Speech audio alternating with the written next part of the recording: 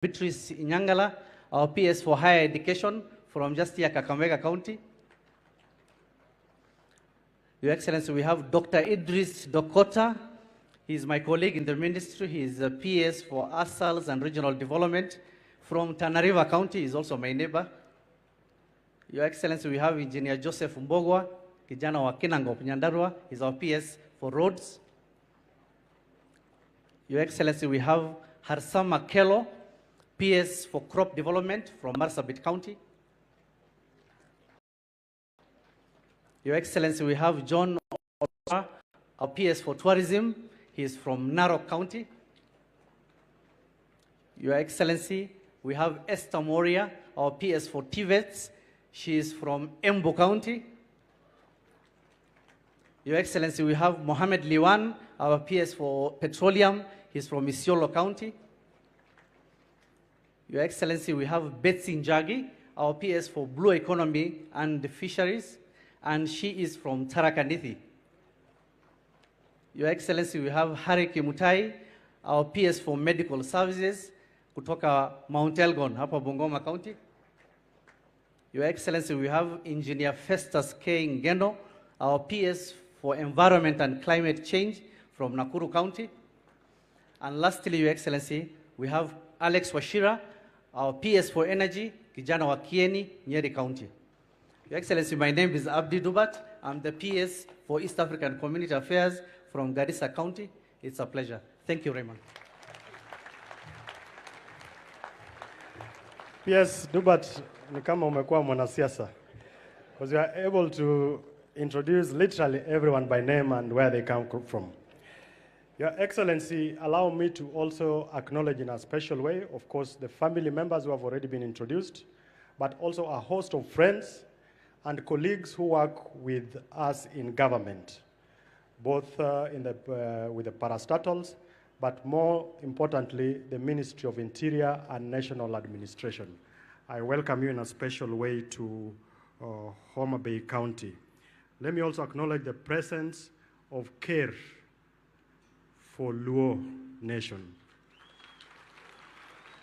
Jaduong Nyandiko Ongade. Chunga kanyo fwane CARE fwane jo Kenya, erokamano. Thank you, Jaduong. Now, Your Excellency, today is a very special day for me. It's special in very many respects. It's exactly 35 years ago today when we lost our dad. I was 8 years old then. And Hesbon has introduced the rest of the family. And we have been able to experience what it means to lack, to sleep on an empty stomach, and to go to bed not knowing what tomorrow holds. What has kept us going still keeps me strong is our faith and hope in God. Mr. President, growing up in this village, like most part of the country, we faced a lot of challenges. And these challenges have shaped my outlook to life and people. When I look back, I say to myself that nothing beats the love of God, humility, dedication, discipline, respect, and a clear sense of purpose in life. And today, being in this school is equally symbolic, as there is no greater equalizer in life than education. As the Omolos, we have gathered here to praise and give thanks to the Almighty for His mercies, love, and the blessings that He's had upon us. This far He's brought us. We stand to glorify Him for peace or for grace upon me, which He has executed through your hand and love. That this tiny village today has the honor to host you as the President and the Commander-in-Chief of the Republic, of the Defense Forces, the distinguished guests, dignitaries, and colleagues, friends, and family. It's also special because it's a Sabbath day. And as an Adventist, there is no better day to say thanks to the Lord than today. It's also a special opportunity for me to make public pronouncement of gratitude to you before my kinsmen and women, my church, and the people of Kenya. Accept my appreciation of love gratitude and honor to you for the special consideration and responsibility that you've given me to serve in your administration. As we sit today, I can still clearly remember one of the very first personal encounters we had. And this was way back in November 2018, when I had a special personal request to make to you. In that day, a number of leaders from this region were there, but notably there was the Honorable James Rege, who was the MP for Karachuonyo then, the Honorable Ogindo, who is here with us today, the Honorable Anyanga, who is also here with us today. And that became a turning point in my life. And when I look back, probably if that encounter didn't happen, we wouldn't be here today. And I still remember vividly that interaction. And it was also made possible by one Honorable Kipchumba Murkomen, the CS for Roads and Transport, whom I've known since our days at the university. And we discussed a lot of things, and a lot of things came out of it. Because of time, I would not want to go into the details of that. But during my time and when I talked to friends and family, one thing I remember I kept telling them, that there's only one politician I know in this country whom when he tells you that he's going to do something, you can go and sleep soundly. And you wake up the following day, and he will do exactly as you discussed and agreed. And that is yourself, Mr. President, the Honorable William Samoei Ruto. It is something that is deficient in this country, and for that, I continue to pray and thank God for you. Your Excellency, I have had the privilege to serve now for close to 7 months as your PS in charge of internal security and national administration, and I've noted that you are a good and practical tutor. You are a marathon worker, dedicated and committed to speed and excellence. I am a good student. I'm ready to learn and do. I will be ready and committed 24/7. I will honestly spearhead the quest to adopt citizen-centric approaches to service delivery in the spirit of your bottom-up economic transformation model. As a ministry, we will spearhead community engagement and all-of-government approach that brings various government institutions together to deliver public services in implementation of your programs and projects.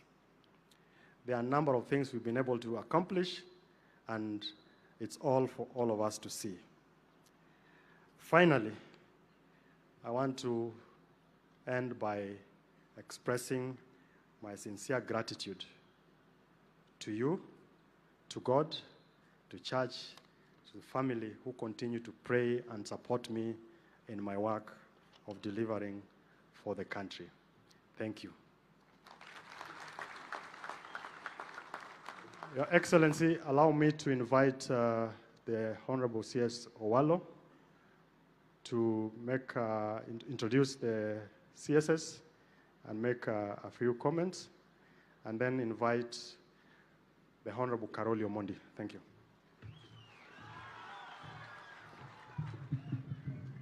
Thank you, my brother Raymond.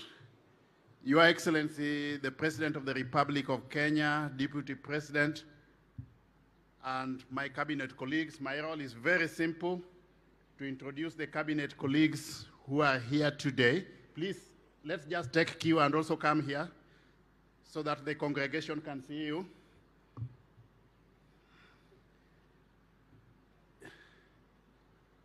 Murkomen, kuja hapa, wacha kuangalia simu.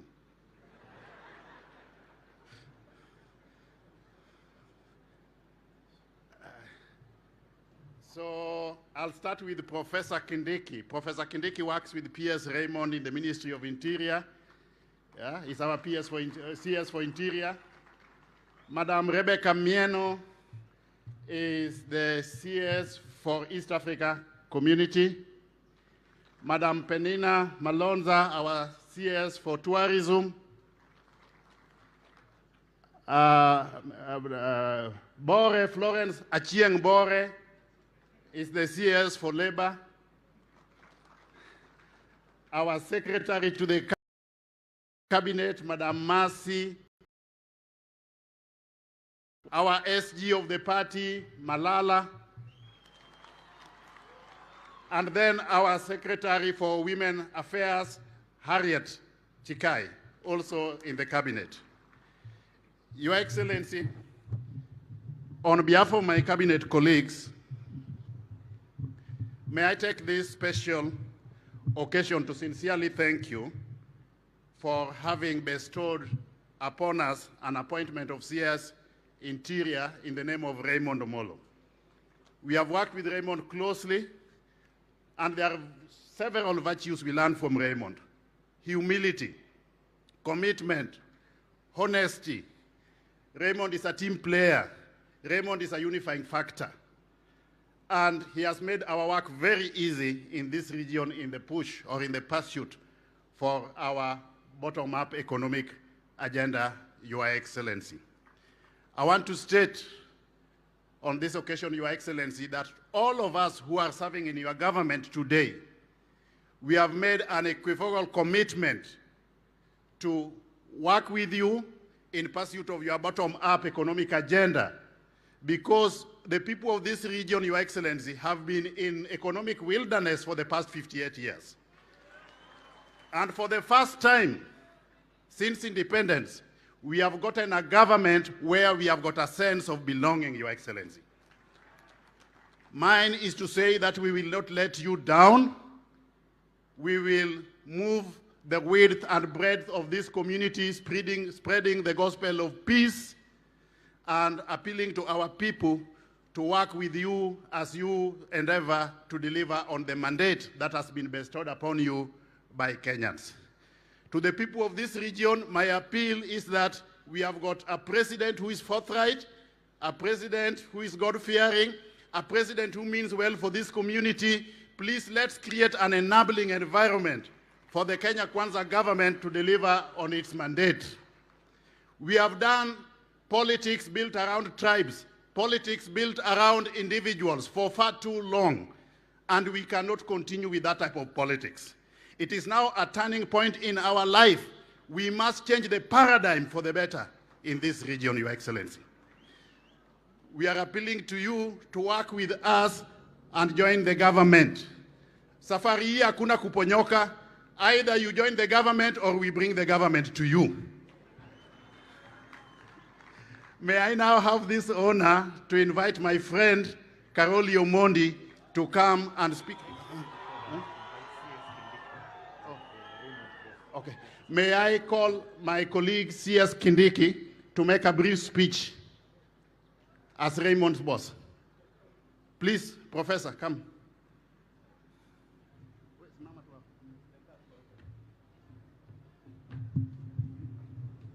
Mheshimiwa Rais wa Jamhuri ya Kenya, Dr. William Ruto, Mheshimiwa Naibu wa Rais Rigathi Gachagua, mawaziri, ndugu yangu na rafiki yangu Raymond na familia, wahubiri na wananchi na viongozi wote, amjamboni, Bwana asifiwe.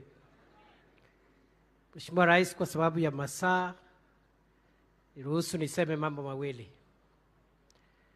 Jambo la kwanza ni kushukuru Raymond kwa kutuleta kanisani na kushukuru wahubiri kwa kutuhubiria, kwa sababu tumenufaika kukua hapa kama viongozi na kama watu ambao tumetoka sehemu mbalimbali. Raymond, tumefanya kazi ile wewe rais ulitupatia, ukatuambia tukusaidie pamoja na naibu wako kwa mambo ya usalama wa taifa letu la Kenya. Niko hapa kama mtu ambaye amefanya kazi na Raymond kusema ya kwamba Mheshimiwa Rais hukukosea kuchagua Raymond. Raymond ni mtu mwaminifu, and I can say without fear of contradiction, the choice of Dr. Raymond Omolo as PS for Internal Security was one of the most important decisions you made in your administration. Raymond is straightforward, He's a humble person. He is obedient to authority. He is disciplined. He is not given to drunkenness or other forms of indiscipline. And for that reason, between Raymond and I, Your Excellency, we will do the job you ask us to do so that we make your load lighter. Your Excellency, sir, finally, is to say that in our country at the moment, we are facing a number of security challenges. And now that we are here, we just want to restate, as you have guided us, Your Excellency, that your administration is the administration that will restore the trust of the people of Kenya in an orderly, organized society. And for that reason, I must admit, on Wednesday, we had some hitches in the security of our country when a few of our fellow citizens took advantage of the freedoms that are guaranteed in our Constitution to hurt other citizens, to damage their property, to paralyze business, and obstruct the rest of us. I assure you, Your Excellency, as you've directed me, I want to assure the people of Kenya that there will be no violence, there will be no obstruction of businesses, and there will be no loss of life and destruction of property on Wednesday, on Thursday, on Friday, or any other day that any person would want to disrupt our public order. It happened, it won't happen. And I am sorry on behalf of the security sector, Your Excellency, for the trauma and the terror to which we put innocent Kenyans just because of a few criminals who think they are bigger than the country. Take it from us, from here in Homa Bay, there will be law, order, peace, tranquility, this week, next week, and every other day. Thank you, and God bless you. It's a pleasure, Your Excellency, to work with Raymond, and you have also taught us one thing. The ministers, all of us are not here for reasons which you know. We have sent many of our colleagues to do some work for you because you have some guests coming into the country. The PSs who have been paraded here by PS Dubat represent the face of Kenya. You have taught us to believe in our country. You have taught us that from every part of Kenya, you can get a good person, a honest person, the same way you have gotten a good person in Raymond here in Homa Bay. So I want to thank you. We will follow your guidance, and we will not let you down in terms of bringing our country together and making every part of Kenya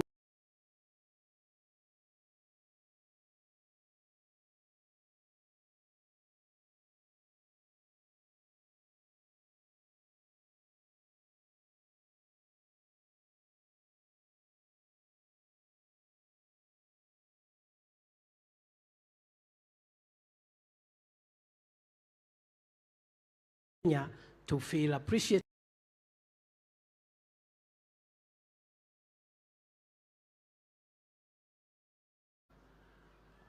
Members of Parliament, senators, deputy governor, all invited guests and friends, Jokanyana muntie. Untie. Urwako jotelo mubiro limowa. Ero uru kamano. I have a very small task this afternoon, which is to recognize various people and then to invite about 4 people to speak here. So that is why I'm carrying a folder today, so that I don't forget anybody. Let me just begin by recognizing some of the people who are with us here. We have about 12 members of parliament. They will be introduced at the appropriate time by the majority whip, but I'll invite 4 to speak. We have 3 senators also who are present. We have a deputy governor, and we have other guests here. We also have the Suba Council of Elders. I'm sure they are somewhere at the back there, led by the elder Peter Odede. We also have a lot of former elected leaders who are here, from councillors to MCAs. We also have former MPs. We have Mheshimiwa Obura, we have Mheshimiwa Pesa, we have Mheshimiwa Anyanga, we have Mheshimiwa Osele, we have Mheshimiwa Gumbo, we have Mheshimiwa Ugindo, we have Mheshimiwa George Theuri, and we have Mama Phoebe Asio, the matriarch of Homa Bay County, somewhere there. We also have former senators, Mheshimiwa Uta. We have Mrs. Nyamunga also amongst the guests here. We have some elected MCAs who are here, and Mheshimiwa Daima, Uchieng Daima.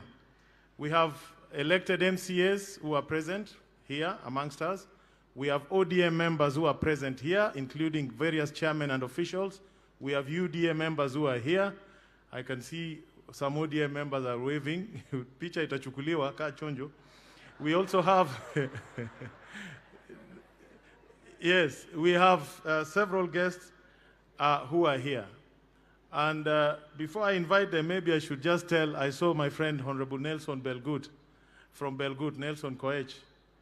Mheshimiwa Nelson, when you are here from Belgut, you are at your auntie's home. You may not know. Rachwonyo, you've heard of that name. He had 5 wives. The youngest was a lady from Belgut. And he was very protective of her. He used to make sure the young boys didn't look around. Alikuwa naweka yeye karibu sana. That is the matriarch of the Kanyipir people you see here, including Ray Omolo. Those are your relatives. With those few remarks, let me now take this opportunity to invite Dr. Evans Kidero to make a few remarks. Yes.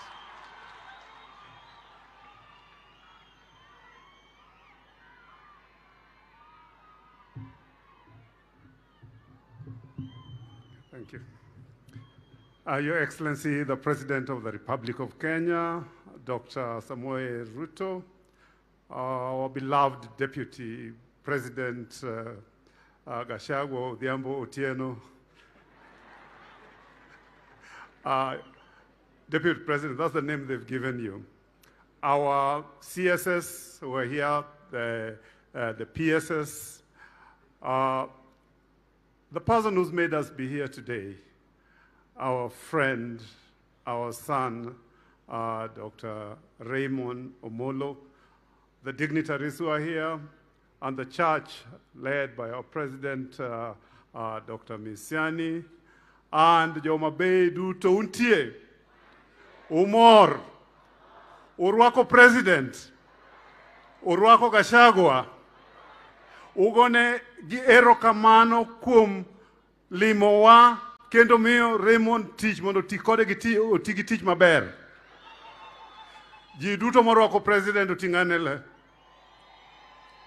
Your Excellency, they've welcomed you, and on their behalf we thank you. But first of all, we thank God.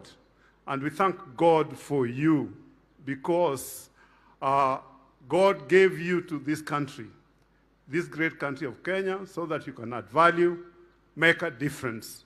And because of you, you've given us Raymond to work with you. So we thank God, but we also thank you. We thank you because today is the 4th time that you visited Nyanza. I remember when you became president, it was Homa Bay was the first place you ever visited. Then you came again in January, Mr. President. Then you came again, sometimes in March, when you went to Kisii, and you went to Kuria. And today, you are here. It is love unfathomed. It is commitment on your part. And as you said when you visited us, that Kenya must be one, Kenyans must work together, and Kenyans must move forward together. We are aware that you became president at a very, very difficult time in the world economy, in the global economy, because things were going south. And whatever difficulties we've had is just not in Kenya, it's across the world. But Mr. President, we like your fortitude, we like your commitment, because he said, when you're in a hole, especially an economic hole, you stop digging, you come out. So as people of Homa Bay, we want to urge you, pale uko, ndio tuko. And there are people who probably haven't seen the signs, but things have changed. Jomanigi wangi, mondo ne. Jomanigi wangi otimango. Jomanigi itgi. Jomanigi itgi. Tunasema tuko na wewe. Pale uko, ndio tutakuwako. Kartiendi, pale uko. Onge ngitni, onge dok chien, wadhi nyime, wadhi tiyogi president. Erokamano urainya mar Nyasaye gwedhu. Jomanigi umgi bendo ngwe. Erokamano. Let me now take this opportunity to invite Honorable David Ochieng to make some brief remarks. MP for Ugenya.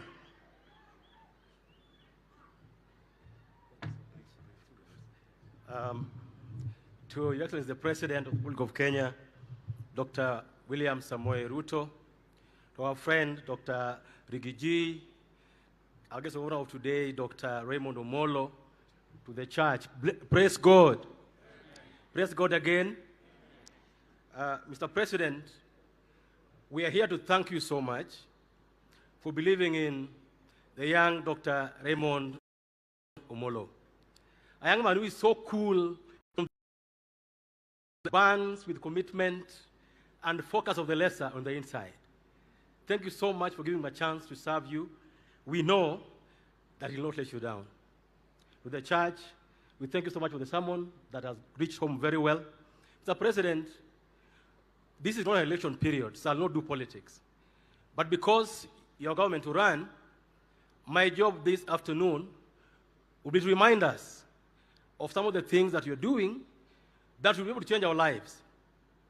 In the last 6 months alone, Mr. President, you appointed 35,000 teachers. This month, you have advertised position for 20,000 teachers.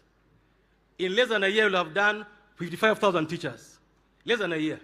Not done since independence. Hapa tumetoka tumesoma sana. Sasa kama kuna kazi ya walimu, make sure that we apply for those jobs. Those of us who are up there, tufinye yeye atupatie kazi mingi za walimu. Sawa sawa? Because if you don't apply for those jobs, you'll start complaining sisi kama Jaluo hatukupata kama sisi kama Wajaluo. Naomba kwamba kazi za walimu, let's apply for them. Number 2, sometimes I hear people laughing about Hustler Fund. Hustler Fund is being used to change lives in this country. Ukienda Kirinyaga, ukienda Nakuru, people are taking that money. Unachukua 500, baada ya siku mbili, wiki mbili unachukua 1000, baada ya mwezi mmoja unachukua 15,000, jo thurua pesa ma serikal oken pesa mo ai bank. En pesa mo maka mati mohala oken fully za yimbo makigo. Kawe kawi juoge ochopa pa parga beach lu pradek. Kana hido lalkode kan lu pradek ta lu prangwen kucha. Koso kamano. Mane kwa dwaro. Okikawa pa para beach keneda ila alkode ko jupo 50,000. Eka konyo Uganda. Maradek, very importantly, Rais nimewambia tu kwamba Hustler Fund ni mzuri sana, wachukue watumie kwa biashara. Ya muhimu sana ni kwamba 3 months ago, serikali ileta mbolea mingi sana. In the coming days, bado watakuwa na mbolea. our people, I want to request you, register as farmers so that mbolea ikikuja unapata. Na hii sio kama ile ya msimu mwingine. This time round you're allowed to pick as many bags as you can pay for. So in future when the planting comes, juzi nimekuwa na rais kule Elgeyo Marakwet na Bungoma. People have done very good maize, doing very well. Maandamano ile takana ikue hapa, iwe kwamba hakuna mbegu ya mahindi, hakuna mbolea. Sio hiyo nyingine mnafanya. Hiyo nyingine haisaidii. Bwana rais, the last ones, kwamba in this region, you only have sugar and cotton that used to work before. I want to request you to bring for us good BT cotton seeds. Let's have a factory here in Homa Bay for textiles. That's how we're going to grow. Ndugu rais, hapa penye tuko, from Migori, through Homa Bay, through Kisumu, Siaya, till Busia, we don't have any referral hospital national. Hatuna. Tukiwa wagonjwa, lazima tuende Eldoret MTRH. Tuko na hospitali mzuri sana Kisumu yetu Russia. Tuko rais, naomba hiyo hospitali uchukue ikue kama Kenyatta National Hospital, sio ya county. So that you can put money in it, so that can help our people. Wanga kitengeneza hospitali hapa, wanga afanye hapa, lakini ile kubwa ya surgery na vitu mbaya tusiende Eldoret kama Tenwek, tukomee hapa Kisumu, twende tutilipiwe hapo. Kwa rais yana mambo mingi. God bless you. We welcome you and we believe. Ningependa kusema ikimalizia. You know me, I left ODM in 2016. Sio jana.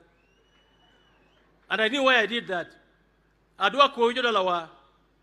Ni siasa beri migo we majamo ko di koni, kajo ko yudo, to jogi yudo. God bless you and thank you so much. Asante sana Mheshimiwa David Ochieng. Jothurwa gimoko nyiso uni pesa mar Hustler Fund kikao. Sama yiero biro, kata kano turi tigi go koko, ting'ado nigo nikech sese go josiasa oluor. Koro kawe uru. Wawinjore kanyo. And Mheshimiwa Ochieng, you forgot to say two very important things. For the first time, I think in 7 years, the CDF fund was fully disbursed before the end of the financial year. At least yangu ya Suba South iko yote. And tomorrow and Monday I'm distributing it. And I think all the counties pia wamepata zao. Na tumeshukuru hiyo. Thank you very much. Let me now take this opportunity to invite Mheshimiwa Dr. Gideon Ochanda, MP for Bondo.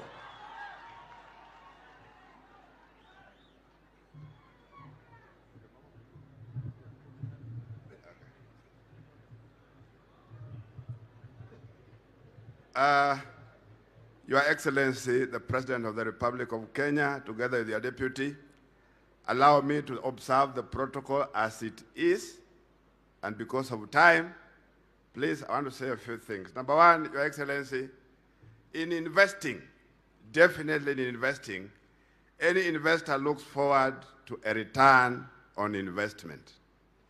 You can only reverse that with magnanimity or a totally different vision. And Your Excellency, being here demonstrates to us that you can reverse the whole issue of return on investment with magnanimity and a clear vision. And that is exactly, even with the 30% that Hesbon was talking about that you got from Omola Gar Primary School, Raymond is PS Interior. Thank you very much. Thank you very, very much, Your Excellency. That is magnanimity. And the same way, Mr. President, I want to reiterate that in this region, we, in terms of the economy, either the economy is dead or is dying. What we want to place in front of you, very clearly, Your Excellency, is that don't preside over the barrier over our economic situation in this country. As a region, the Lake Basin, our economy is either dead or dying, and I want to request you, please, Your Excellency, don't preside over its total barrier. Be part of us. Let the Lake region be part of the geography of this republic, and we'll always want to be with you when that becomes part of your exercise in running this country. There are things that are happening or have happened. There are things like we have seen after the elections, Your Excellency. Many things happen, and this one we saw it, and we've been seeing it over a period of time in this country, that after every election, there are issues. There are issues all over. What is it that we need to do so that after these coming elections and many more to come, we don't have issues? Can this be part of a very serious agenda? Because we can't have elections that are disputed through and through. We can't have elections that now what we are seeing this time around, you know, like in football, like we've been saying, when the game is on, when there are issues, you bring in the VR. You are seeing a VR being brought after 6 months. What kind of a game that is? Nimi piro se rumo, bang dwe cha uchel, eka koro ukenu wangoa, VR. The money was now the result after 6 months. How can an election be like that? Or even if it's in a game, how can a score be like that? That you wait for 6 months and then bring in your own results. I think this is not doable. It's not easy. Your Excellency, I'm trying to tell our people, yo turua, wase go siasa, higini nyakana wachak bedo go uru. Wase luwa jomwanyalo, wase chopo kodika mwantire katasani, duto manyisore, enigino timrenadi otamore. Ya? Gino timrenadi, gino tamore. Toka gimoro tami, ti wuok, ti mako lwet nyawadu, manyalo mondo mi wuoth udhi mbele. Wamakru wuodni, wadhi uru mbele kako ganda, ero uru kamano. Thank you very much, Mheshimiwa Dr. Gideon Ochanda. Iko pressure mingi. Naona vijana wananiangalia, wananiuliza Jalasi yuko wapi? Jalasi yuko hapa. You know, he was a fisherman here in Homa Bay. Sasa nikiita Ojienda before him, hebu kuja haraka, lakini 1 minute. 1 minute, Jalas. Yeah. Na sitatoka hapa nyuma yako. Endelea. Toka nyuma yangu jamani. Niko nyumbani. Your Excellency the President, Dr. William Samoei Ruto, Rigiji, rafiki yangu, karibu sana nyumbani. And when I say home, Homa Bay to me is home. This is where I was born and bred. And in the shores of Lake Victoria down here is where I started my trade as a fisherman. Kama kuna hustler na mtu anafaa kujua mambo ya hustler ni mimi. Hapa ndio tumeanzia. And just to say a few things, Your Excellency. Down here when I was working here, there used to be a company called Capital Fish. Capital Fish used to employ more than 10,000 people down here. As we speak, fish from Homa Bay is processed all the way in Thika. Kindly, if you can revive one here, it will be a big thing for the people here. The second thing, just 5 minutes away from here is a place called Olari. Olari is the home of the most sweetest pineapple you can ever get. But we need to add and put value addition to the farmers there. A food processing factory down here in Olari will make a lot of sense. Your Excellency, this is Homa Bay, the county of great potential. I'm telling you, sisi kuna watu wengine tunakaa hapa, hata tuamini kama wewe ndio rais. Kwa sababu tulikuwa tunajua hii ni yetu kwa mara ya kwanza. Lakini imekataa. Yani, kama ingekuwa ni mtihani, tulikuwa paka na marking scheme. Kitu ilikuwa tufanye, ni utoe answer huku, urudishe hapa. Utoe hapa, na ilikuwa inaenda vizuri, paka dakika ya mwisho sijui ulipenya wapi. Unaelewa? Sijui ulipenya wapi. Sasa wewe ndio rais. Na rais ni William Samoei Ruto. Unaelewa? Na next week, mimi naenda kusimama mbele ya chama yangu ODM kwa sababu nimeitwa kwa disciplinary committee. Na nimeangalia mashtaka yote, ile kubwa zaidi ni kuwa mimi ni rafiki yako. Sasa, wewe najua ni rafiki ya baba na mnaongea. Muangeleshe, kwa sababu nikiona watu tumeshtakiwa naye, Ojienda wakili, Karoli wakili, Jalasi limesimama hapa. Sasa, Jamani, jamani wasilimalize kama huko. Bwana sifiwe watu wa Mabea, asanteni sana. Jalas in the house. Jalas in the house. May I now invite Professor Tom Ojienda to make a few remarks. Karibu Professor. Na hakikisha umeokoa Jalas.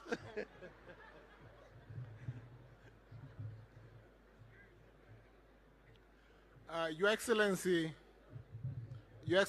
Dr. William Samoei Arap Ruto, the Deputy President Rigathi Gachagua, Head of Civil Service, President Mr. Felix Kosgei, CSS President, PSS President, Honorable Members of Parliament, and of course those who have come to join us in this function. Ebu mnisalimie kwa juu hivi.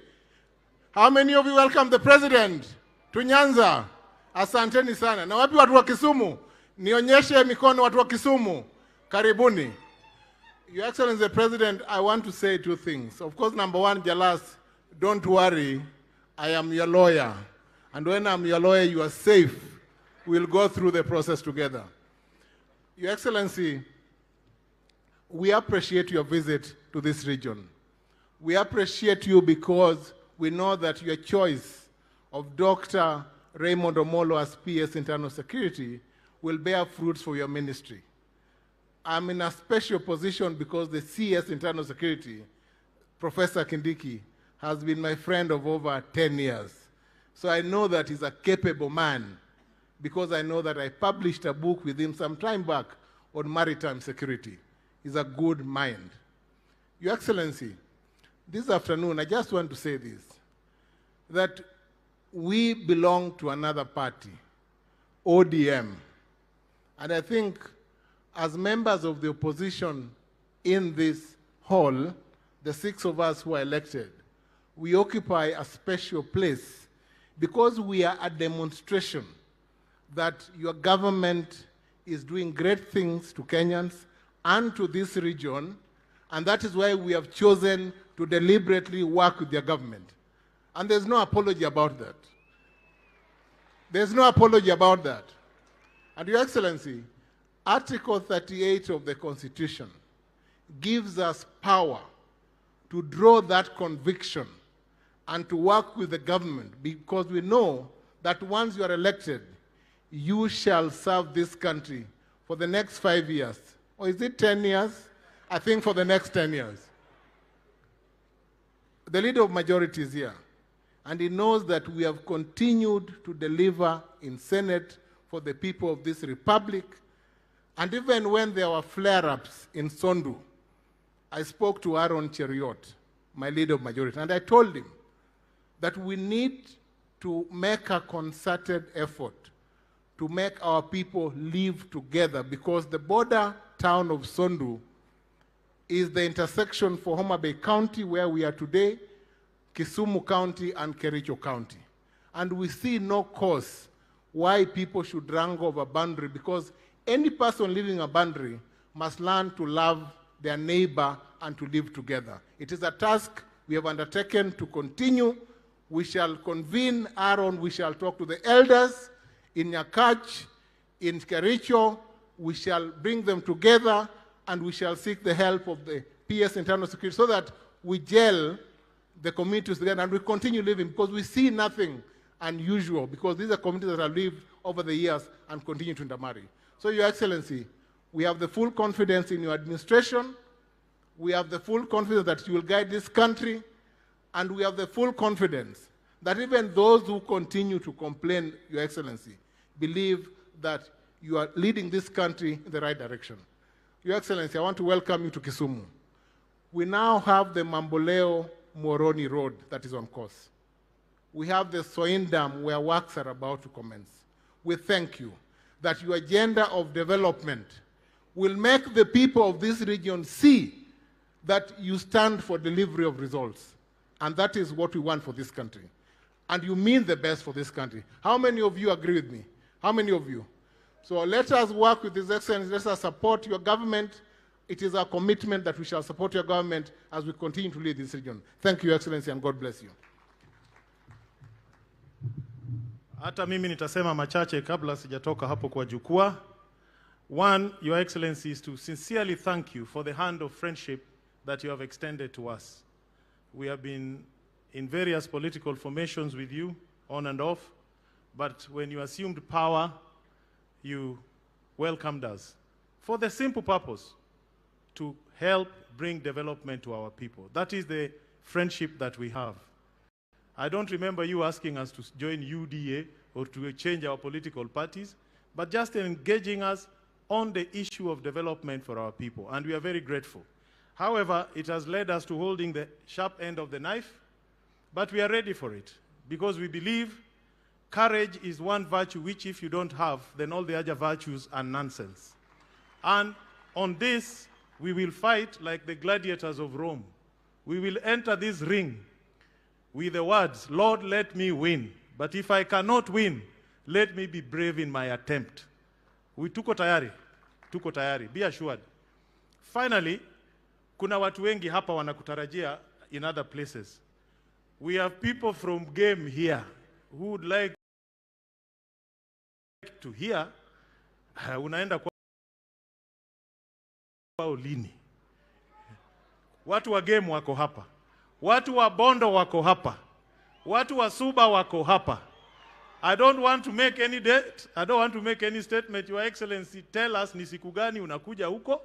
Those 3 areas, vile tulipanga, tumalize vitu zetu za kimaendeleo. Otherwise, we welcome you. Do not have any fear. Rudi na rudi tena. Na sisi tumeshika hiyo kisu na haitatukata. We have enough experience. Tunajua vile tunajipanga hata sisi. Asanteni sana Jothuru wako goje welo, Reyo Molo, Solicitor General Mose, CS Machogu, CS Owalo, PS Kombudo, GPS Morati. Those are our people from Nyanza. We are behind you. Fanyeni kazi na wananchi and on behalf of the President. Asanteni sana, Mungu awabariki. May I now invite Mheshimiwa Silvanus Osoro, Majority Whip, kijana kutoka South Mugirango. Karibu sana.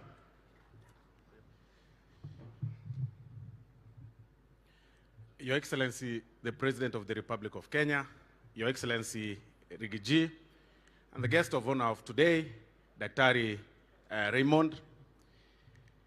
Yangu ni machache sana, ni kukaribisha nyote hapa Nyanza na pia kuwaonyesha wabunge ambao wamekuja kukongratulate Mheshimiwa Raymond. Kwa heshima kubwa, Your Excellency, ningeomba wabunge wote ambao wamekuja for this occasion tusimame juu tafadhali. Wabunge wote. Wabunge wote. Your Excellency, utaniruhusu hapa inaweza kuwa makosa sana. Nimeona wabunge kutoka area ya Nyanza kama wote wamezungumza except Mheshimiwa Nyamita njoo hapa tafadhali dakika tu moja. Ndio wengine mketi kidogo dakika tu moja because nikiwa nimesimama hapa inaweza kuwa mbaya sana.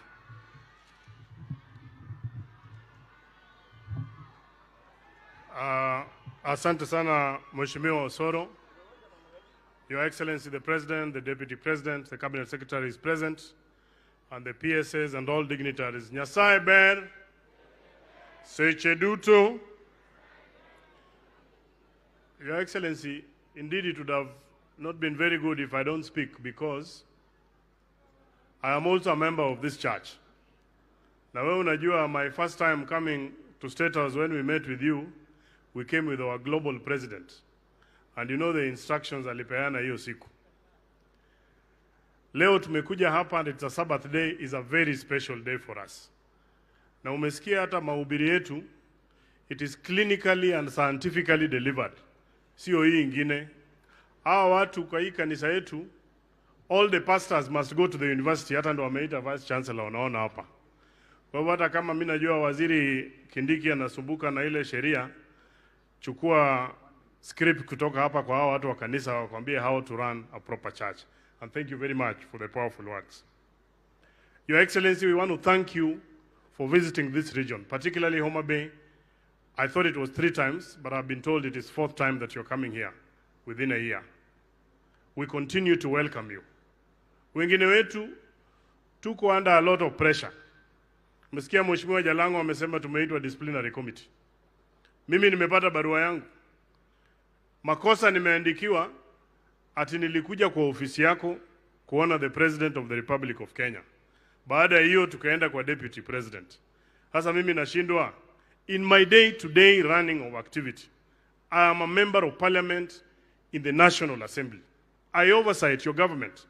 We interact with you even in committees of parliament through your officers.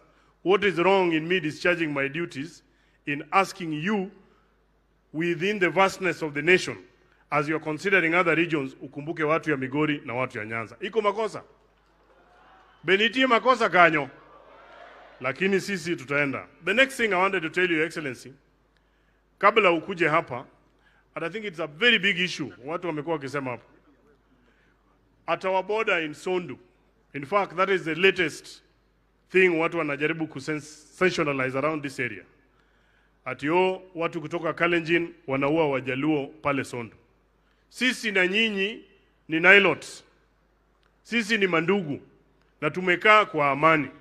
Today you are here. I spoke to the CS Interior. He said he was there in the morning. Your Excellency, you are here.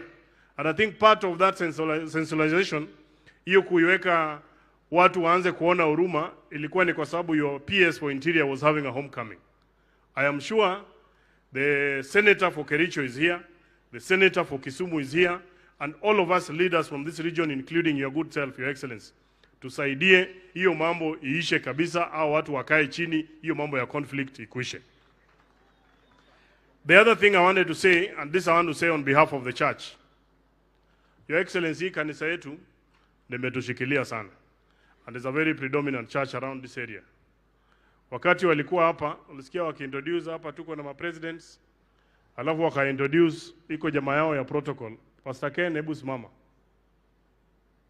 Pastor Ken yuko wapi? Kuja hapa rais, hata uende msalimie. Huyu, this is the gentleman who organizes the church. Anapanganga hata hawa watu wengine wote. Mimi najua unatupenda, umetupatia Raymond.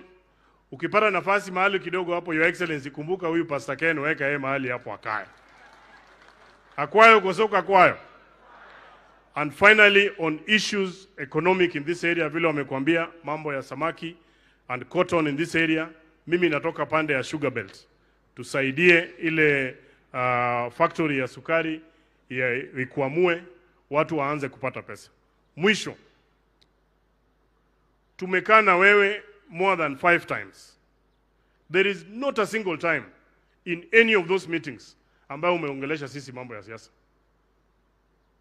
Many people think here every time that we seek even an appointment to come, unatuongelesha mambo ya siasa. You have always asked us, ni nini unataka tufanye? You came to my constituency. There are promises that you made. I want to report here, Your Excellency, that we are making very good progress with your officials.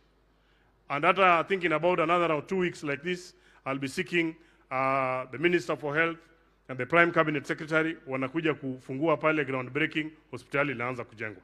Wewe kuja tufanye maendeleo, wengine wataongea, ikifika usiku watalala. Asanteni sana. Dakika moja yako imekuwa 5. Dakika moja, mheshimiwa. Your Excellency, the President of the Republic of Kenya, Your Excellency, the Deputy President, all protocol observed. I want to thank you for 3 things. First, for giving Ray a job.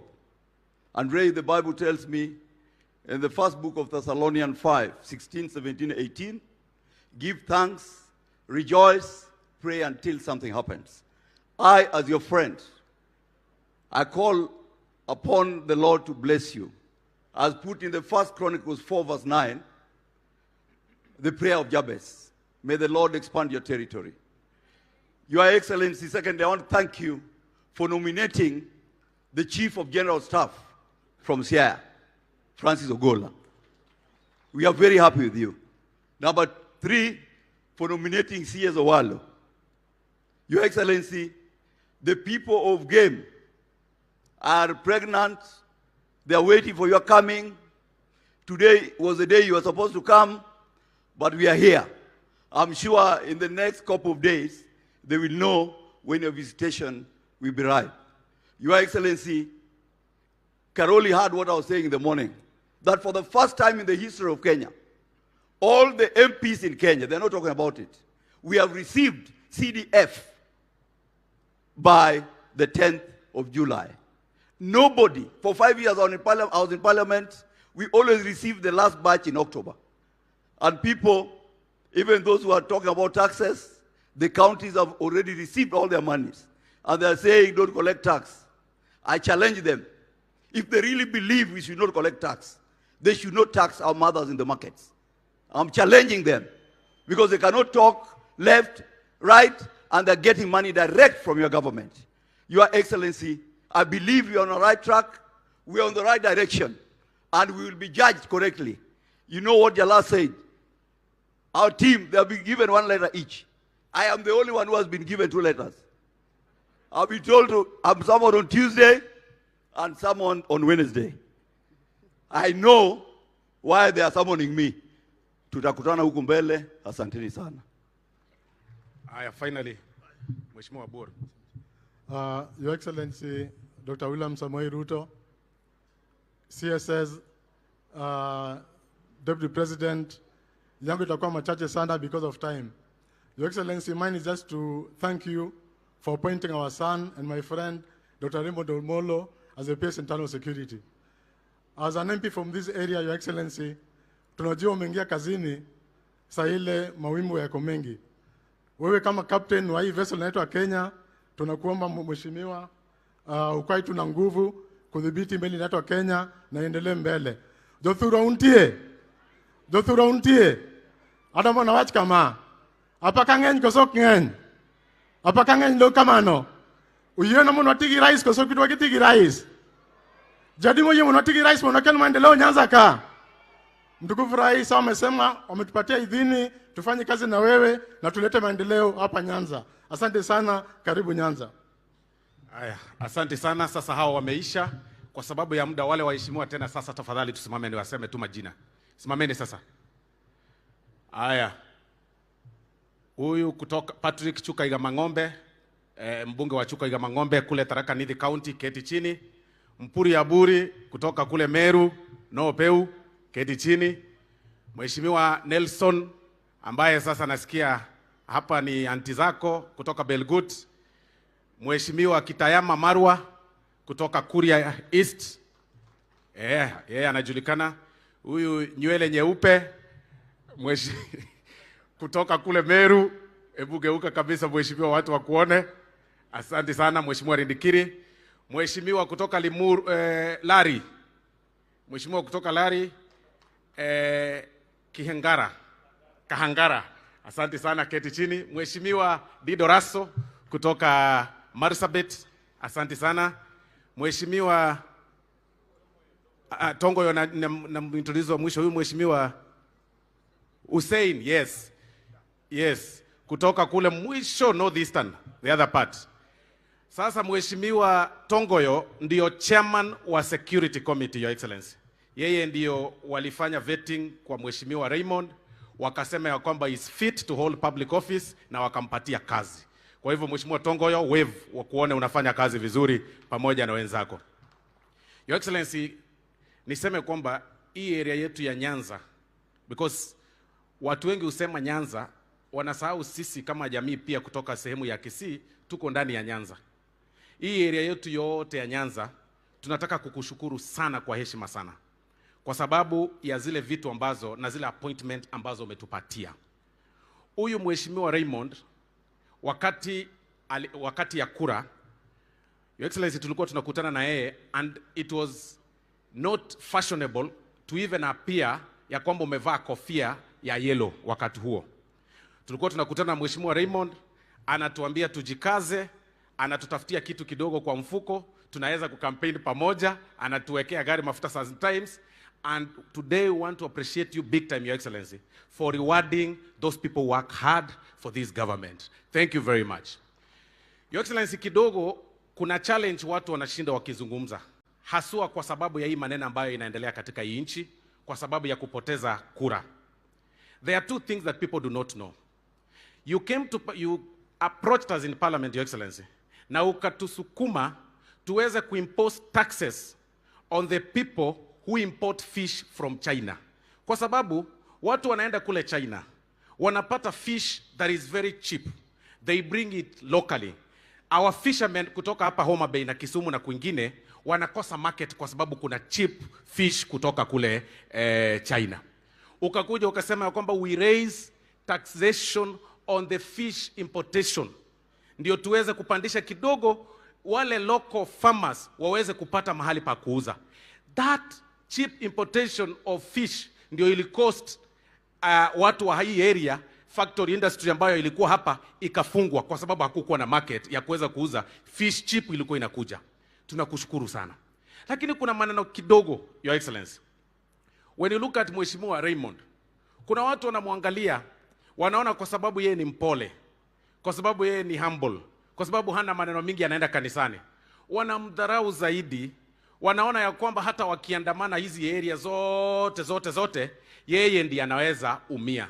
Your Excellency, tunakuomba ujue ya kwamba watu wa hii area hawana ubaya na wewe. Ni element tu kidogo ambayo inatumwa kwa barabara kuja kuangamiza watu wengi ambao wanakusupport. Most of these people support you from the entire region ya Nyanza, and we support you. Hizo mipango zote ambazo umeweka, mipango za Hustler Fund, hata hii ya walimu ambayo inakuja, tunakuomba kwa heshima, barua nyingi pia zikuja hii sehemu ndio watu wetu pia waweze kupata kazi. Kwa hayo mengi na machache, Your Excellency, wacha nichukue fursa hii nialike the majority leader wa Senate aweze kuzungumza machache.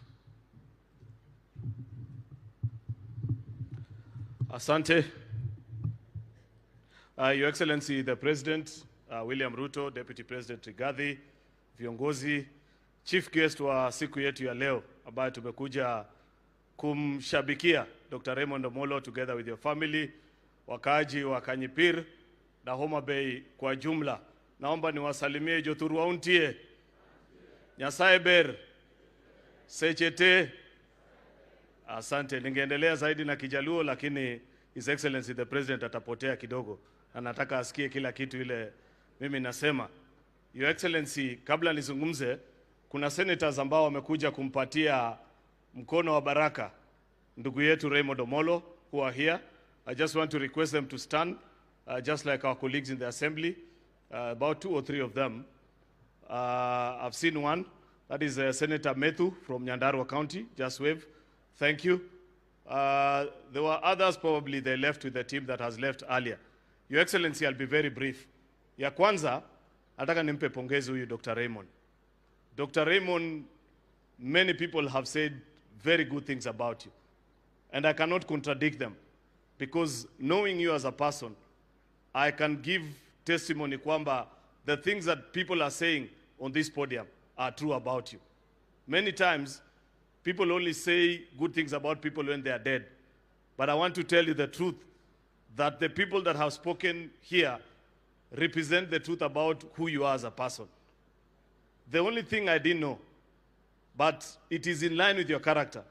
I was wondering why you are such a resolute person. Sikujua ni kwa sababu wewe ni wa hii kanisa ya wa Adventista. You know, Adventists are very resolute, and once they are decided on something, that is the direction they take. That is why Your Excellency Raymond, many people may have forgotten that this Raymond was a CEO in the previous administration, or Lake Basin Development Authority, at a time when it was very unpopular to even become friends with you and talk to people like us.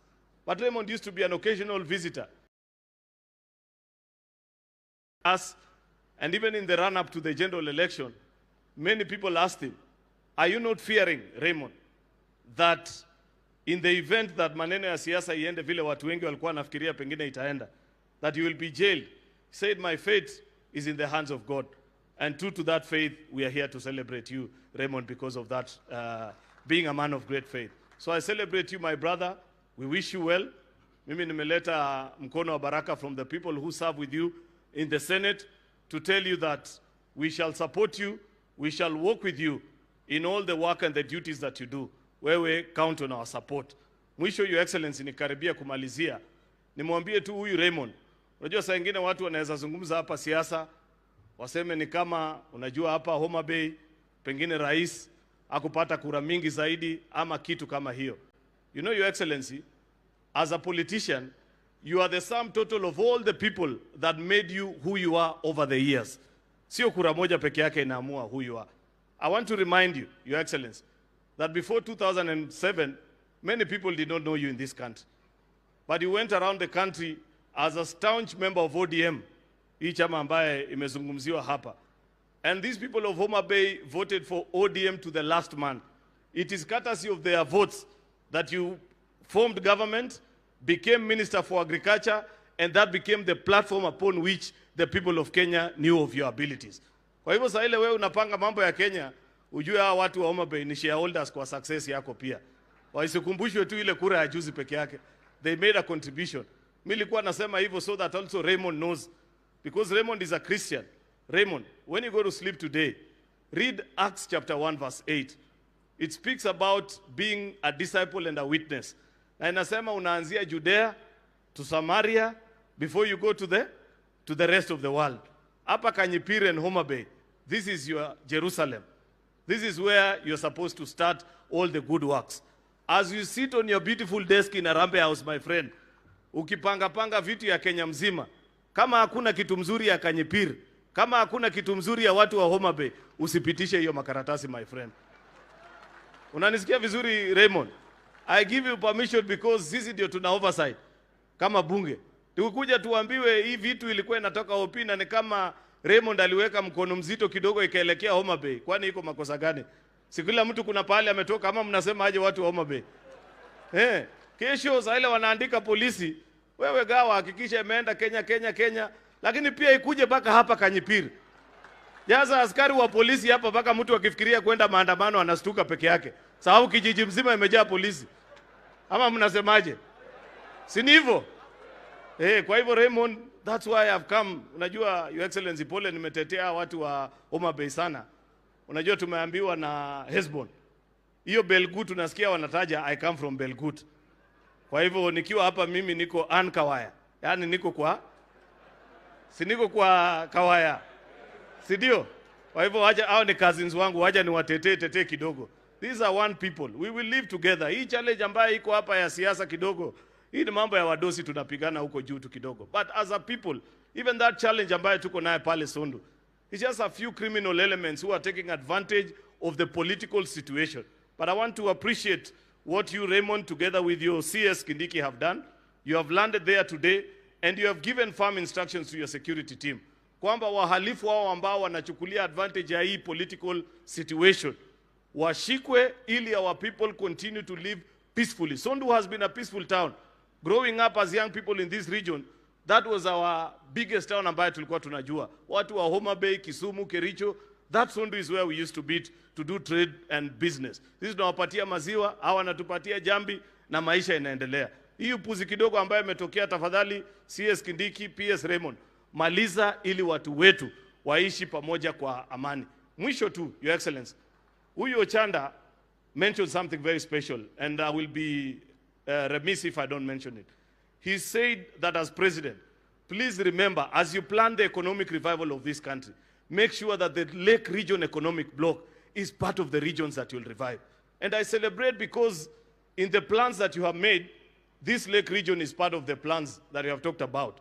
Huyu Osoro amegusia mambo ya the maritime and fishermen economy, that we put excise duty on anybody who wants to import fish in this country. I know even for a fact, it is not a disputed fact in this country that in any part of this town, the best carpenter kwa any town in this county, hata kwa kina Rigiji kule Nyeri, kwetu Kericho, are people from this part of the country. And what have you done about it? You have made sure that it is not possible anymore that we continue to import furniture while we have our carpenters here in the country, to protect that industry. I celebrate you. Those are part of the good things that are in the finance bill, which unfortunately, because of all the lies na hii makelele ambayo iko hapa, watu wengi hawatajua. Please keep on working hard and ensure that as you revive Kenya, revive the Lake Region Economic Bloc as well, Your Excellency. That's my humble request on behalf of my Kawayas that I'm speaking in front of today, Your Excellency. Nataka kufikia hapo, sasa nichukue fursa hii, nimwalike Deputy President wetu, the Honorable Rigathi Gachagua, aje azungumze na watu wa Homa Bay. Tumpigie makofi Deputy President wetu anapokuwa anakaribia. Welcome, Your Excellency. Thank you. Asante sana rais wetu, kiongozi wetu, Daktari William Samoei Ruto, Dr. Raila Odinga and your family, the clergy, mawaziri, wabunge, na wakaaji wetu wote hapa wa Homa Bay, hamjambo. God is good and all the time. Munisalimie kwa hewa. Bwana Yesu asifiwe. Rais wetu, yangu tu ni machache sana. Kwanza, Mheshimiwa Ochieng amesema mimi ni dokta. Na mnajua mimi ni mtu ya kusema ukweli. Najua sasa, najua Mheshimiwa Ochieng anaona mimi nakaa karibu na Dr. William Ruto na Dr. Raila Odinga, anafikiria mimi pia nimekuwa daktari. Ukweli ni kwamba masomo yangu iko chini kidogo. Si ni mzuri kusema ukweli? Na ndio mimi najua mimi ninaelewa mambo mingi, hata kama sijasoma sana, niko na network kidogo. Ukija area hii, kama ujui Kiingereza vizuri, ongea Kiswahili. Kwa sababu the place to test your command of the English language is here. Sasa ndio umeona kina Professor Kindiki wanaongea, wacha mimi nikae hapo kwa Kiswahili, kwa sababu ninaweza jipata kwa matatizo. Your Excellency, tunataka kusema tumefurahi sana kufika hapa kwa ibada ya shukrani, kumshukuru Mwenyezi Mungu kwa yale mema ametendea huyu Dr. Raila Odinga. Huyu kijana wenu, mimi nataka nitoe hakikisho ya kwamba tukifanya kazi pale na yeye na rais, hapa ako kidole, nako sawa. And Your Excellency, we don't want to praise Dr. Raila Odinga because he is here, but we just want to be truthful. Among the many choices that you made in your government, Your Excellency, the choice of Dr. Raila Odinga as PS Interior was right and spot on. He has brought objectivity in that office. This guy is calm, cool, and collected. Hana kiburi, hana maringo, hana uchochezi, and he has redefined the office of the PS Interior. He has brought sobriety. He has brought honor and dignity to that office. His predecessor, the man he replaced, was full of abuse, arrogance, was scheming bad things against leaders and the people of Kenya, and that office had become the symbol of fear and oppression to the people of Kenya. And in 7 months, Dr. Omolo has turned that office upside down. That instead of the office being the source of fear to the people of Kenya, people go to that office to look for hope and to look for development. And I want to encourage you, Dr. Omolo, kanyangia hapo. Mimi naangalianga naona mbali kidogo. Huyu kijana hapo mbele mambo yake naona iko sawa. Ningeomba mumuombe. Mtamuombea? Hold him in prayer. And we want to thank the church, his parents, his ancestors, his siblings, and the people of this village for good upbringing. Sisi tunajua mtu amelewa vizuri. This young man has been brought up well, and we want to say thank you. Na anasaidia rais, na mimi mwenyewe ananisaidia. I am very happy. In one time, Your Excellency, you have asked me to do something when you are away. When I talk to PS Omolo and he says, consider it done, it is as good. And therefore, we all enjoy working with him. Kwa hivyo, mimi sitaki nisidi kupita hapo. Ningetaka kuambia nyinyi, huyu rais kwa appointment ya huyu Omolo alinichenga kidogo. Si mnajua mimi ndio custodian ya shares katika hii serikali. Muko na habari? Sasa rais aliniita akaniambia, wewe kwa hii kuna kijana moja nataka kuchukua pahali, na ile kiti mimi nataka kupea yeye, usilete ile list yako ya shares kwa sababu ataanguka. Hii nikubalie tu tafadhali, because sisi ni marafiki. For this one, don't apply that formula because he will not make it. But I want to promise you that he is a good man, na wewe mwenyewe na Wakenya watakuja kufurahia. Mimi kwa sababu rais tumetoka mbali, sinajua Waswahili wanajuana na vilemba, nikaelewa haraka, nikaweka mambo ya shares kando, huyu akakuwa PS wa Interior. Had other shareholders been asked, hiyo kiti ya Interior haingekuja hapa. Huyu rais anapenda nyinyi. Maybe ni hiyo maneno ya huyu alitoka Kericho akaolewa hapa, I don't know, but he loves you. Because that docket is a serious docket. It's the heart of government. And I also want to confirm the PS and the CS, Professor Kindiki, they have a good working chemistry. And that is why we are making progress. When Kindiki is far away, Omolo takes charge of Harambee House, and he takes care of all of us. And we really want to say we are very appreciative. Wala tu, hata wewe, Dr. Omolo, kuna pahali unanihangaisha kidogo. Na mimi ningetaka kuomba kanisa na hawa watu wenu, muongeleshe huyu PS asinihangaishe pahali ananihangaisha. Mungetaka nimwambie pahali ananihangaisha?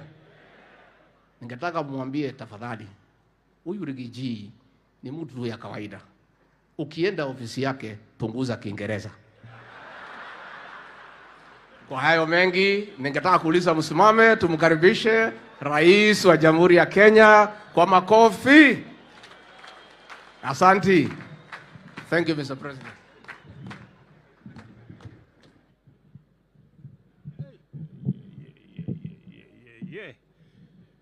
Asanteni sana, tafadhali tuketi chini. Thank you very much. Asanteni sana. Viongozi wetu wa kanisa, Pastor Misiani, president wa kanisa letu la SDA wa sehemu hii, na viongozi wale wengine wote, viongozi wenzangu mlio hapa, ndugu wananchi wa hapa Homa Bay na Nyanza, amjambo. Amoso hujadhurua. Jadhurua untie. Jadhurua umor. Onjelo janam jadhurua untie. Asanteni sana. Bwana Yesu asifiwe. Nyasaye ber. Sejete duto. Oh, very good. Naona mnaelewa maneno. Kwanza mimi nataka nichukue nafasi hii nimshukuru Mungu kwa kutupatia nafasi tufike Homa Bay kwa mara nyingine tena. Nataka niwashukuru nyote, na zaidi tumekuja hapa katika ibada ya shukrani kwa sababu ya huyu kijana wenu Raymond Omolo ambaye ni principal secretary katika ofisi ya rais. Nimekuja hapa kuwapatia pongezi na shukrani watu wa Kanyepir hapa, watu wa Karachonyo, watu wa Homa Bay, watu wa Nyanza kwa kunipatia huyu kijana shupavu anisaidie katika kazi ya usalama. Pongezi Raymond for the opportunity you have to serve the people of Kenya. And I have said to all your colleagues and to you that you have an opportunity to serve the people of Kenya, and I am confident because I have worked with you in the past. And for the last almost 8 months, you have demonstrated that indeed you deserve the responsibilities that you have today.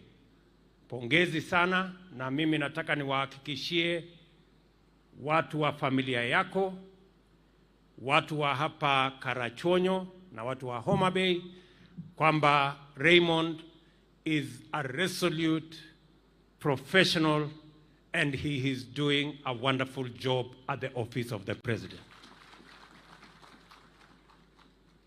Mimi vile vile nataka niwahakikishie vile nilikuja hapa Homa Bay, na mimi najua sio kawaida.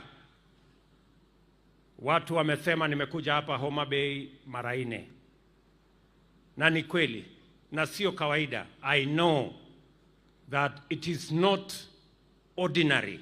It is not what people expect. It is not normal. In fact, we are upsetting the status quo. Watu wengi wamezoea ile siasa ya zamani. Na nia yetu ni kubadilisha ngome ya siasa chafu.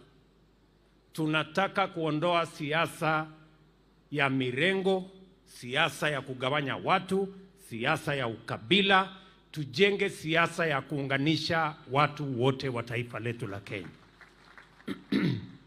Na nimefika hapa Homa Bay sio kwa sababu nimekosa mahali ya kwenda. Niko na mahali mingi ya kwenda. I have come to Homa Bay deliberately. Kwa sababu mimi nataka watu wa Homa Bay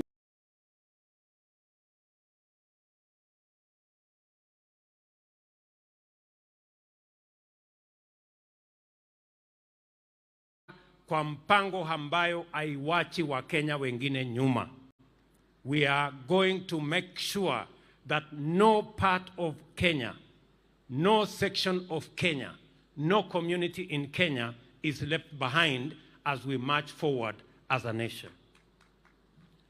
Hii safari ilianza hata kabla ya uchaguzi.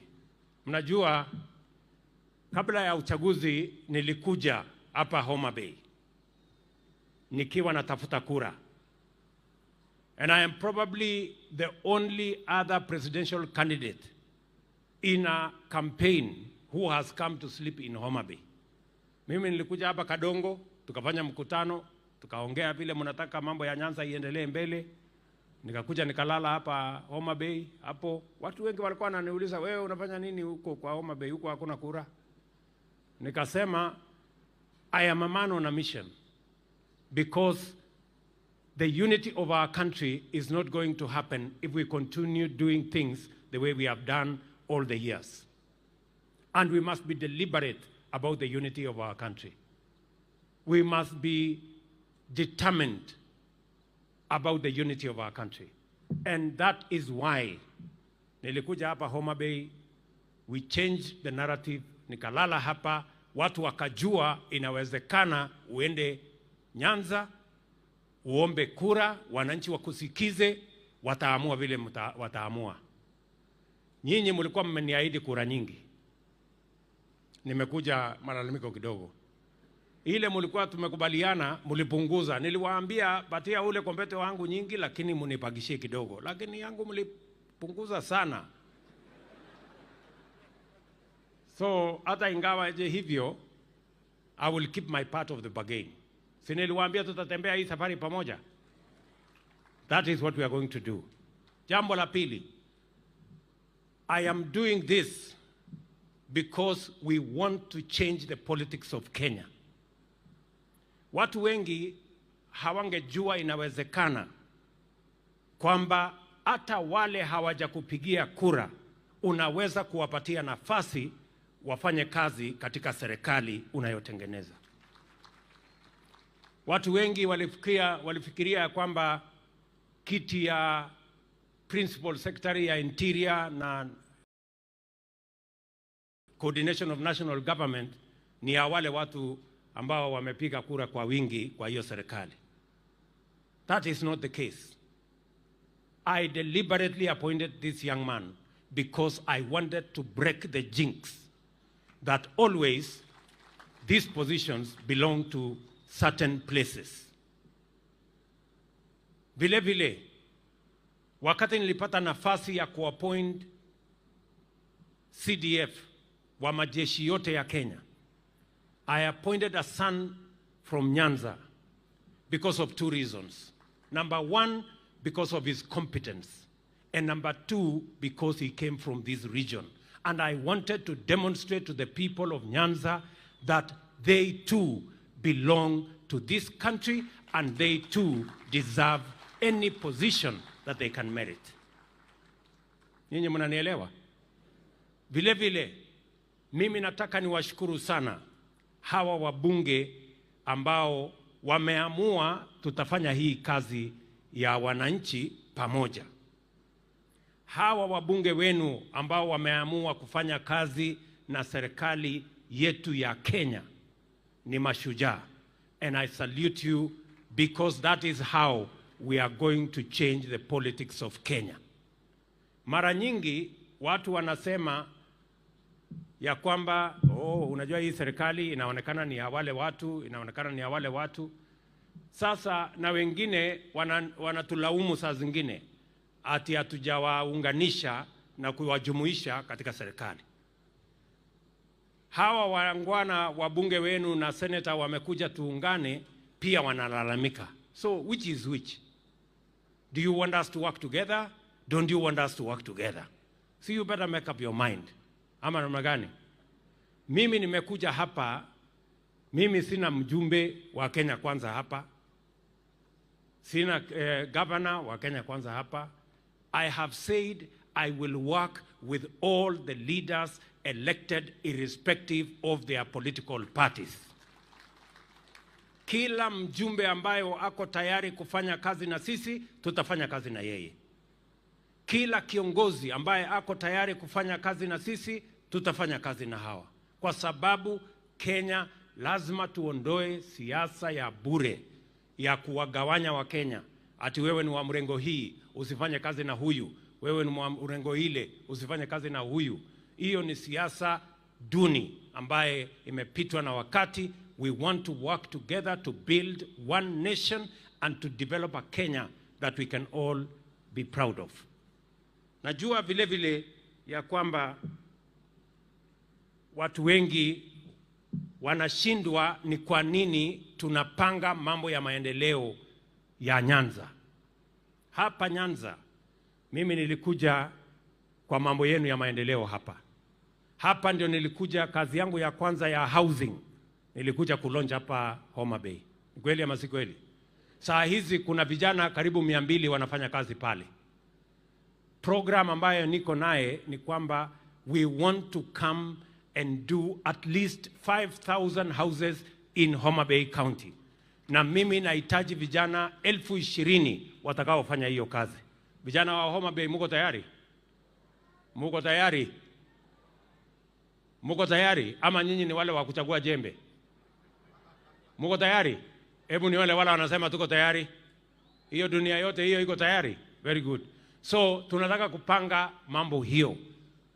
Hapa Homa Bay tumeweka katika hii budget hii ambayo watu wengine wanajaribu kutusumbua nayo. Katika hii budget tumeweka kujenga soko 8 hapa Homa Bay, ikiweko soko ya hapa Karachonyo. Tumeweka milioni 300 ya kujenga fish market hapa Homa Bay. Tumeweka pesa karibu shilingi bilioni 1 ya kujenga paya pale Homa Bay, paya ya kule Kendu Bay na paya ya kule Mbita. Na tumeweka katika hiyo mpango pia tumeweka hapo tujenge ferry. We are making sure, and I know it is not ordinary, and I know people are asking themselves questions. We want to make sure that we eliminate the politics of exclusion. We want to eliminate the politics of profiling any part of Kenya. We are going to develop this country as one. And I want the people of Nyanza, munisikie vizuri, sio kama tunaelewana. Tuko pamoja? Nataka watu wa Nyanza mjue ya kwamba tutawafanyia kazi. Hii serikali ni serikali yenu na tutafanya kazi Kenya mzima. ile tutafanya Uasin Gishu mahali mimi natoka, ile tutafanya Nyeri mahali Rigathi anatoka, ni ile tutafanya hapa Homa Bay, because we want to put to shame the politics of division, the politics of ethnicity, and the politics of profiling citizens this way and that way, and useless political party supremacy. Mnanielewa ndugu zangu? So hiyo mambo yote mimi nataka tukubaliane na nyinyi. We are creating a new foundation for Kenya, a foundation that makes sure that we carry the whole country together. We do not profile anybody, any community, any part of Kenya, any county. We are working together as the people of Kenya. Mimi vile vile nataka niwaambie hawa ndugu zangu. Ochanda ameongea, Jalas ameongea. Wamesema ya kwamba wamepatiwa barua ya...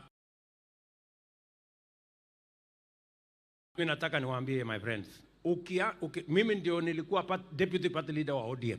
Si mnajua hivyo? Mimi ndio nilikuwa deputy party leader wa ODM. Hata mimi nilipatiwa hiyo barua. Na ukiona umepatiwa barua kwa ODM, unajua mambo yako sasa ndio inaanza kuiva. Mambo yako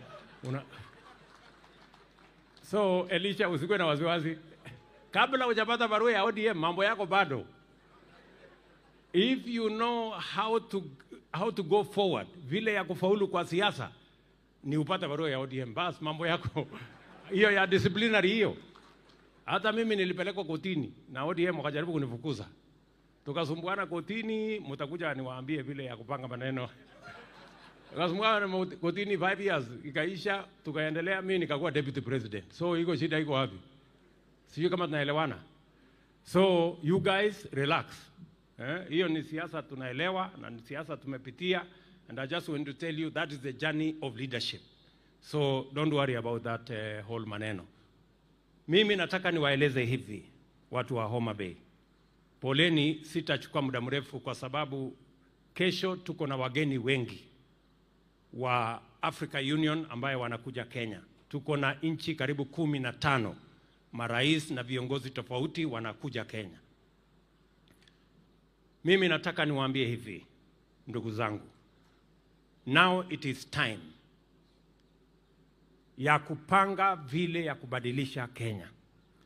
Hii msukosuko kubwa hii mnaona iko Kenya is because we want to do things differently. Na kuna vile watu wamezoea, wanataka mambo iendelee vile imekuwa ikiendelea. Umaskini inaendelea kukabili wananchi. Wananchi vijana wengi hawana ajira. Saa hizi wananchi ama vijana 500,000 hawana ajira. Wanataka tuendelee na kukopa madeni. Saa hii madeni imerundikana, imefika trilioni 9. They want us to continue the same way. That is why you find there is a crisis in Kenya. Because there are people, reactionaries, who do not want us to change Kenya for the better. But I want to promise them that change is happening in the Republic of Kenya, and we are not going back. Nyinyi mnataka turudi nyuma ama tuende mbele? Mimi nataka niwaambie ndugu zetu, hatuwezi kurudi nyuma, tunaendelea mbele. Na ndio sababu mwaka huu tumeajiri walimu 55,000, the largest ever done by any administration since independence. And it is because I stand here as president today, not because I come from a prominent family, but because I got the opportunity to go to school like all other children of Kenya. And I want that opportunity to be available to the child of every citizen of the Republic of Kenya. That's why education is important. Katika budget yetu tumeweka bilioni 650 kwa mambo ya elimu. Na tumeongeza budget kwa mambo ya elimu because we are all told, and Raymond mentioned, that education is the greatest equalizer. I am telling the people of Kenya from Homa Bay that we have put a proper plan to make sure that all our children go to school and they find teachers to teach them. And that is the reason we have hired 55,000 teachers in 1 year. That is why we have allocated 5 billion shillings to make sure that 4 million of our children who cannot go to school because there is no food, that we will have a school feeding program so that even the children of pastoralists who ordinarily would not go to school will also have an opportunity to go to school. We have also changed the funding structure so that every child, especially children from poor families, can get 100% scholarship, either in TVET or in our universities, so that we can make sure that the children of everybody have a chance to go to school. Number two, in this budget, we are deliberate about creating jobs. It has never happened in Kenya. That is why many people are confused. Because watu wamezoea tunatengeneza tu budget mwaka hii. In fact, mtu mmoja alikuwa ananiuliza, hii finance bill umetoa wapi? Kwa sababu watu hawajazoea kusikia ati kuna kitu inaitwa finance bill. For the first time in Kenya, watu wamejua there is something called finance bill. But this finance bill has been there since independence. But this is the year we have had a conversation about taxes, about finance bill, because we want to change the nation, and change doesn't come easy. Nyinyi mnanielewa jameni? So, mimi nataka niwaambie hivi, we are deliberate about creating jobs. Vijana tuko nao Kenya ni vijana karibu 500,000 hawana ajira. Ni kweli ama si kweli? Mimi nataka niulize hapa Homa Bay, kwani vijana wenu wote wamepata ajira? Si vijana wengi hawana ajira? And we must be deliberate about creating jobs. Jobs will not happen. Haiwezi tu kutokea hivi. Lazima kuwe na mpango. Tumepanga vizuri. Huyu Eliud Owalo, tumepanga na Eliud Owalo, hata saa hizi tumefungua ICT ya hii shule. Saa hii tunaweka fiber optic kutoka Kendu Bay mpaka hapa kwenu. Because we want to create digital jobs. Tunataka kila ward iwe na digital hub, mahali vijana wanaweza kupanga ajira ya, wanaweza kufanya kazi Marekani wakiwa hapa Kanyepiri. Wanaweza kufanya kazi anywhere. That is one. Number two, tumesema vile vile tunapanga ajira kupitia mambo ya manufacturing. Na hiyo manufacturing, nyinyi mmesema kwa mfano kulikuwa na mahali inaitwa Capital Fish. Si namna hiyo? Mnajua ni kwa sababu gani Capital Fish ilifunga? Ni kwa sababu tulianza kuagiza samaki kutoka nje, samaki ya Homa Bay ikakosa soko. What have we done this year? Tumesema tukienda mbele, hakuna samaki itatolewa kutoka nchi za nje. Hakuna samaki itatoka nchi nyingine. Samaki tutatoa hapa Homa Bay kwa hii Lake Victoria, na wavuvi wetu, vijana wa hapa, watakuwa ndio wanaendesha hiyo biashara. Na ndio sababu tumeweka milioni 300 hapa Homa Bay kuweka soko ya samaki. Nyinyi mnanielewa? We are saying that we cannot continue to import what we can produce in Kenya. Tumeweka ushuru kwa mambo ya samaki, kuzuia samaki zitoke nje, vijana wetu wapate ajira kwa biashara ya samaki. Tumeweka ushuru mambo ya furniture. Tumeweka ushuru mambo ya steel. Tumeweka ushuru mambo ya cement. Because all these products, we can manufacture them in Kenya. We need to expand the manufacturing capacity in our country so that we can create jobs, we can create wealth, we can add value, and we can eliminate hunger, create opportunities for the young people of our country.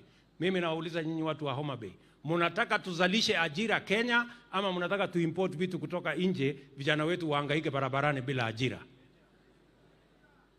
Si tutengeneze vitu hapa Kenya? Wale wanapinga finance bill wanataka tuendelee kuagiza samaki mpaka siku gani? Wanataka tuendelee ati kitanda. Wacha niwaulize watu ya Homa Bay. Kitanda na meza na kiti, ati tunaenda China, sio tunaenda Marekani ati kwenda kununua. Kwani kitanda iko na engineering kiasi gani ambayo ya kutengeneza? Si ni mbao, randa, nyundo, msumari na kitanda iko tayari?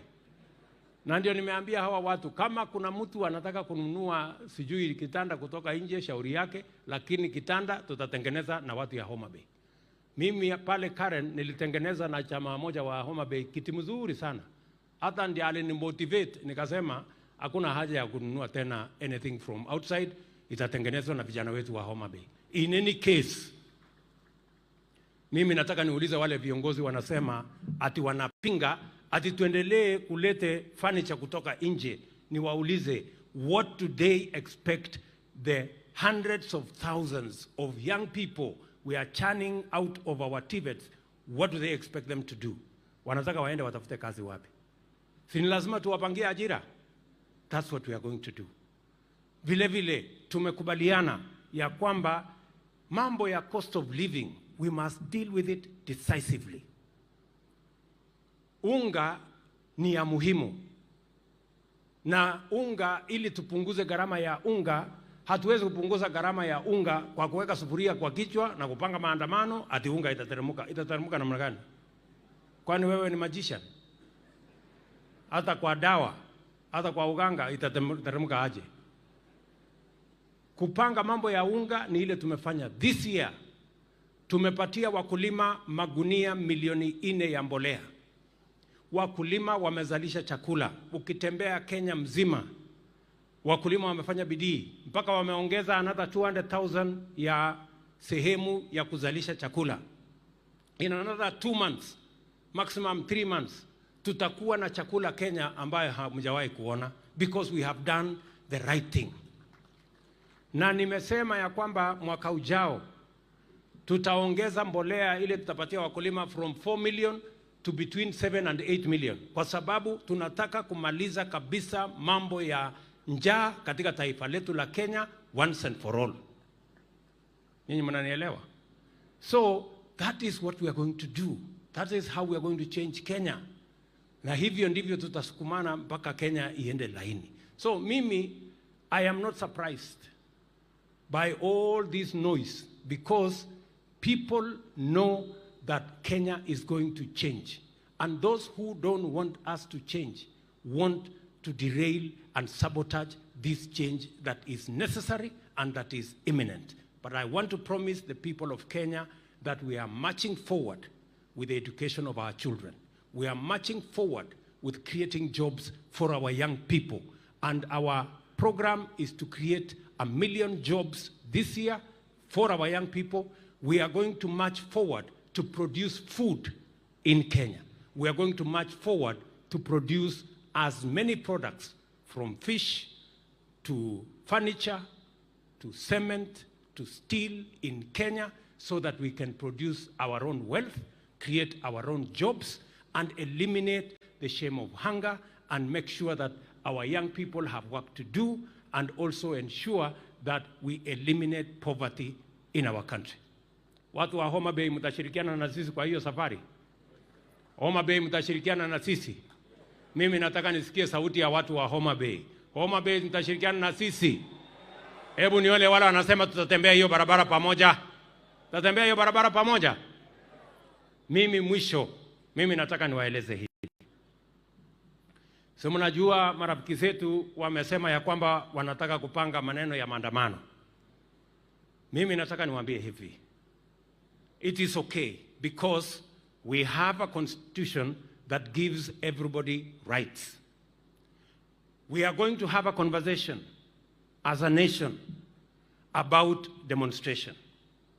We must have a candid conversation about what amounts to demonstration, because we cannot continue to use the excuse of demonstrations to destroy property, public or private, to destroy businesses of people of Kenya, to cause mayhem and anarchy. That is not what the Constitution of Kenya envisaged when they provided for the matter of picketing or demonstration. We must have a conversation. Mimi kama rais, haiwezekani ya kwamba ati tutumie maandamano ambayo iko kwa katiba kuharibu mali, kuharibu biashara, kulete mahafa, kusababisha hasara katika taifa letu la Kenya, ati kwa sababu tunataka mtu mmoja, wawili, watano, kikundi kimoja iweze kuendesha mambo yao ya siasa. Siasa inaendeshwa na sera. Siasa haiendeshi na maandamano. So tukubaliane mapema, na mimi nataka niwahakikishie Wakenya, we will mobilize every resource to protect the property, the lives, the interests of every Kenyan as we go forward. Sio kama tumekubaliana jameni? Tuko pamoja? Ama kama sivyo, tukubaliane sisi wote tuketi chini. Tukubaliane maandamano. Tairi ngapi itachomwa? Magari ngapi itachomwa? Ni kitu gani itafanyika? Ni maafa ngapi ndio tujulikane maandamano imefanyika? We must have a conversation. Ama namna gani? Ndio tujue maandamano ni nini. We must have that conversation. We cannot continue to bury our heads in the sand that we are exercising rights of demonstration when we are actually causing anarchy, mayhem, and destroying our country. That is not going to happen. Na mimi nataka nikubaliane na watu wote, mimi naheshimu kila mtu, lakini ikifika hapo kila mtu wako na kazi ya kufanya, si ndio? Na mimi kuna kazi hata mimi nimepatiwa na wananchi wa Kenya ya kufanya. Mtu asinilaumu nikifanya kazi ile mimi nimepewa. Na hiyo kazi nitafanya. Na bidii tena. Ama namna gani? Sio kama tunaelewana Homa Bay. So I want to say from Homa Bay County, as a nation, we must forge unity of purpose, and we must agree that it is not going to be business as usual, and we are not going to use certain provisions of the Constitution to cause mayhem, to cause anarchy, to destroy property, to destroy life, merely because we are hiding behind certain provisions of the Constitution. The same Constitution mandates government to protect lives, property, interests of all other Kenyans. Asanteni sana watu wa Homa Bay, mimi nawapenda sana. Nirudi tena. Lini? Ati lini? Kesho? Kwani mnataka nihame huku ama namna gani? Na ile kazi mmenipatia huko itafanywa na nani nikiwa hapa kesho tena? So mimi nawapenda sana, nawatakia baraka ya Mungu, na mjue ya kwamba tuko pamoja, and we are going to take the country forward together. Thank you very much. God bless you. Asanteni sana, sote tusimame. Pastor